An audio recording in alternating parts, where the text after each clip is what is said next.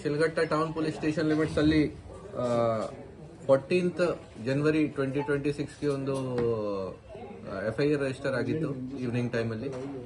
Basically ನಮ್ಮ ಶಿಲ್ಘಟ್ಟ ಪೌರಾಯುಕ್ತ ಅಮೃತ ಗೋಳರ್ ಅವರಿಗೆ ಫೋನಲ್ಲಿ ಬೈದಿದ್ದಾರೆ, ಈ ತರದ್ದು ಒಂದು ಕಂಪ್ಲೇಂಟ್ ಇತ್ತು. ಆ ವಿಚಾರ ಬಗ್ಗೆ ನಾವು ಅಗ್ರಿವೇಟೆಡ್ ಕ್ರಿಮಿನಲ್ ಇಂಟಿಮಿಡೇಷನ್ FIR ಮಾಡಿ ಆ ಕೇಸಲ್ಲಿ ಆರೋಪಿ ರಾಜೀವ್ ಗೌಳ ಅವ್ರ ಮೇಲೆ FIR ಆಗಿತ್ತು ಆ ದಿನ. ಆಮೇಲಿಂದ ಈ ಕೇಸ್ ರಿಜಿಸ್ಟರ್ ಆದ್ಮೇಲಿಂದ ನಾವು ಅವ್ರಿಗೆ ಸಿಕ್ಯೂರ್ ಮಾಡಕ್ಕೆ, ಟ್ರೇಸ್ ಮಾಡಕ್ಕೆ ಎಫರ್ಟ್ಸ್ ಮಾಡಿದೀವಿ. 14th ಯಾವಾಗ FIR ಆಯಿತು, ಆಮೇಲಿಂದ ಮೊದಲಿಂದ ಇವರು FIR ಆಗಕ್ಕೆ ಮುಂಚೆಯಿಂದ ಇವರು ಬೆಂಗಳೂರು ಬಿಟ್ಟು ಬೇರೆ ಬೆಂಗಳೂರು ಆಫೀಸ್ ಮನೆ ಬಿಟ್ಟು ಬೇರೆ ಯಾವುದು ದಾರಿಗೆ ಹೋಗಿದ್ದಾರೆ, ಈ ತರ ಮಾಹಿತಿ ಇತ್ತು.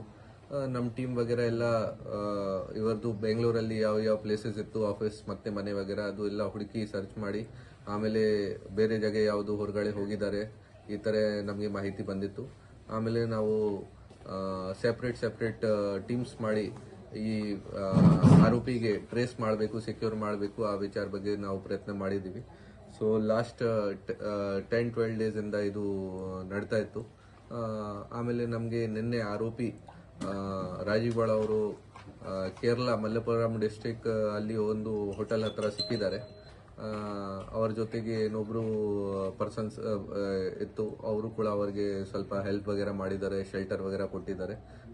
ಅವರದು ಕಾರಲ್ಲಿ ಇಬ್ರು ಜನ ಓಡಾಡ್ತಾ ಇತ್ತು ಅಲ್ಲಿ. ಸೊ ಬೇಸಿಕ್ಲಿ ನಮ್ಮ ಕರ್ನಾಟಕದಿಂದ ಇವರು ಚಿಕ್ಕಮಂಗ್ಳೂರು, ಮ್ಯಾಂಗ್ಳೂರ್ ಕಡೆಯಿಂದ ಕೇರಳ ಕಡೆ ಹೋಗಿದ್ದಾರೆ. ನಿನ್ನೆ ಈವ್ನಿಂಗ್ ಟೈಮ್ 4:30 ಅರೌಂಡ್ ನಾವು ಇವರಿಗೆ ಒಂದು ಜಾಗ ಇದೆ ಮಲ್ಲಪುರಂ ಡಿಸ್ಟಿಕ್ ಅಲ್ಲಿ, ವಾಜಿ ಕಡಬು, ಅಲ್ಲಿ ನಾವು ಇವರಿಗೆ ಸೆಕ್ಯೂರ್ ಮಾಡಿದ್ದೀವಿ.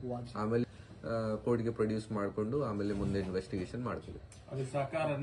ಒಬ್ರು ವ್ಯಕ್ತಿ ಅವರು ಬಿಸ್ನೆಸ್ ಮ್ಯಾನ್ ಇದ್ದಾರೆ, ಇವರದ್ದು ಮೊದಲಿಂದ ಫ್ರೆಂಡ್ಶಿಪ್ ಇದೆ, ಬಿಸ್ನೆಸ್ ಪಾರ್ಟ್ನರ್ಸ್ ವಗೇರಾ ಏನು ಮತ್ತೆ ಮೊದಲಿಂದ ಫ್ರೆಂಡ್ಶಿಪ್ ಇದೆ. ಅವರು ಅವರಿಗೆ ಶೆಲ್ಟರ್ ಕೊಟ್ಟಿದ್ದಾರೆ. ಈ ತರ ನಮ್ಮ ಇನ್ವೆಸ್ಟಿಗೇಷನ್ ಅಲ್ಲಿ ನಮ್ಮ ಗಮನಕ್ಕೆ ಬಂದಿದೆ. ಅವ್ರಿಗೆ ಕೂಡ ನಾವು ಸೆಕ್ಯೂರ್ ಮಾಡಿ ಅವ್ರದ್ದು ಕೂಡ ಇಂಟರ್ಗೇಷನ್ ವಗೇರಾ ಮಾಡ್ತಾ ಇದೀವಿ. ಏನ್ ಹೆಲ್ಪ್ ಮಾಡಿದ್ದಾರೆ, ಏನೇನ್ ಮಾಡಿದ್ದಾರೆ, ಅವ್ರ ಮೇಲೆ ಕೂಡ ಕ್ರಮ ತಗೊಳ್ತೀವಿ. ನೋಡಿ, ನಾನು ಸ್ಟಾರ್ಟಿಂಗ್ ಅಲ್ಲಿ ತಮ್ಮೆಲ್ಲರಿಗೆ ಶೇರ್ ಮಾಡಿದ್ದೀನಿ. 14th ಯಾವಾಗ ಕೇಸ್ ರಿಜಿಸ್ಟರ್ ಆಗಿತ್ತು ಅದಕ್ಕಿಂತ ಆ ಟೈಮಿಂದ ನಾವು ಸೆಕ್ಯೂರ್ ಮಾಡಕ್ಕೆ ಆರೋಪಿಗೆ ಪ್ರಯತ್ನ ಸ್ಟಾರ್ಟ್ ಮಾಡಿದ್ದೀವಿ. ಬಟ್ ಆ ದಿನ ಅವರು ತಪ್ಪಿಸ್ಕೊಂಡು ಅಲ್ಲಿಂದ ಬೆಂಗಳೂರಿಂದ ಅಬ್ಸ್ಕಾಂಡಿಂಗ್ ಆಗಿತ್ತು. ಆಮೇಲಿಂದ ನಾವು ರೆಗ್ಯುಲರ್ ಆಗಿ ಫಾಲೋ ಅಪ್ ಮಾಡಿ ಬೇರೆ ಬೇರೆ ಜಾಗ ಚೆಕ್ ಮಾಡಿದ್ದೀವಿ.